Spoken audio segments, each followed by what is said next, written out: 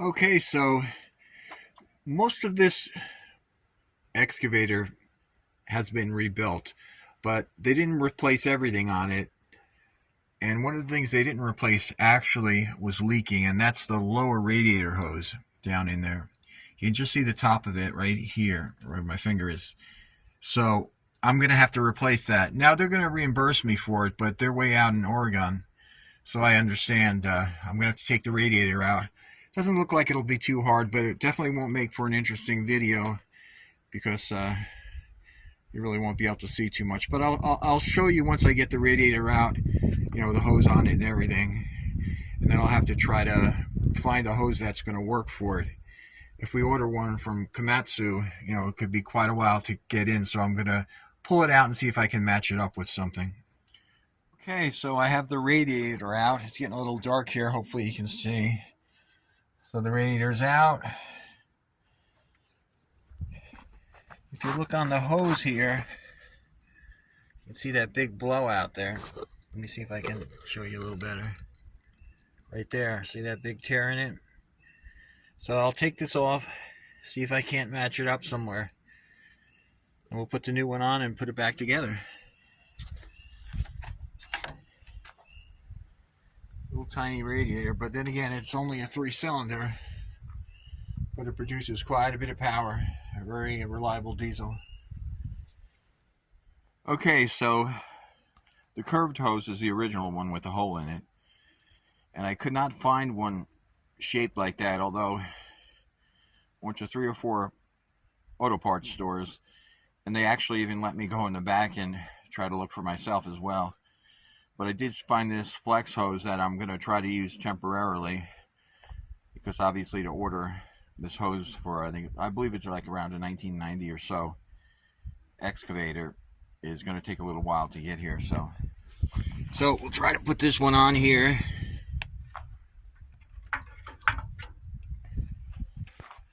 So it's going to have to do a little bit of a curving act there in order to make it work, but we'll see how it goes. I'm hoping for the best. Okay, one thing I want to show you here. This is the screen here. You can see it there. That goes in front of the radiator. Now, obviously, it's designed to catch, any sort of material, usually plant material, dust, anything large from clogging up your radiator. And most tractors and heavy equipment have them.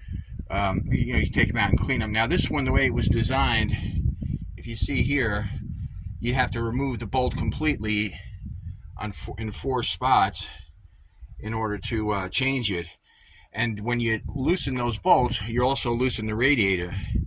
And lining them back up is not so easy, especially with that universal flex hose I have in the back, because it puts a little torque on the bottom of the radiator. So what I'm going to do is take my grinder and I'm going to cut a notch here and on all 4 sides, so I won't have to remove all the bolts. I may end up having to remove 2 of them, but then I can slide it behind the head of the other bolts. So I just wanted to show you that ahead of time, and I'll show you a real quick shot of it after I grind it off. Okay, so you can see here I ground notches on all 4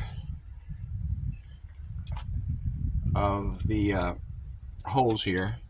So now I may not be able to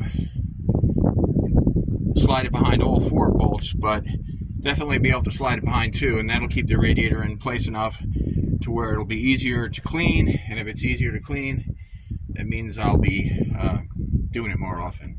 Well, the radiator's in, the new hoses are in. Changed the top one as well. My modification to the debris screen seems to have worked well. You can actually install it without removing any of the 4 bolts that hold the radiator in, which will be convenient. I'll run it a little bit today and check it for any other leaks, make sure she's okay. So that's going to wrap us up for today, and I hope you all enjoyed and you subscribe. Thank you so much.